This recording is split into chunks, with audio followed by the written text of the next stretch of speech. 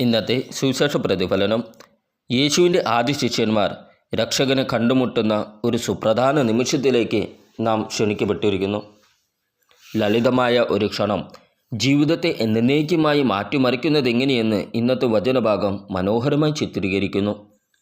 യേശു കടന്നു പോകുന്നത് കണ്ട് സ്നാപക യോഹന്നാൻ പ്രഖ്യാപിക്കുന്നു, ഇതാ ദൈവത്തിൻ്റെ കുഞ്ഞാട്. യോഹന്നാൻ 1:36 അവൻ്റെ 2 ശിഷ്യന്മാർ ഇത് കേട്ട് ഉടനെ യേശുവിനെ അനുഗമിച്ചു. അവരുടെ തീരുമാനം സ്വാഭാവികവും എന്നാൽ അഗാധവുമാണ്.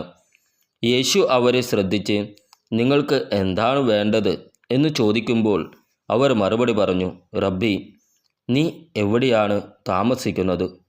വരൂ, നിങ്ങൾ കാണും എന്ന യേശുവിൻ്റെ മറുപടി വിശ്വാസത്തിൻ്റെയും കണ്ടെത്തലിൻ്റെയും ഒരു യാത്രയ്ക്ക് രൂപം നൽകുന്നു. ഈ ക്ഷണം വന്ന് കാണുക അക്ഷരീയവും ആത്മീയവുമാണ്. ദൈവശാസ്ത്രപരമായ പ്രഭാഷണം കൊണ്ടോ ശക്തി പ്രകടനം കൊണ്ടോ യേശു അവരെ കീഴടക്കുന്നില്ല. പകരം അവൻ അവരെ ഒരു ബന്ധത്തിലേക്ക് ക്ഷണിക്കുന്നു.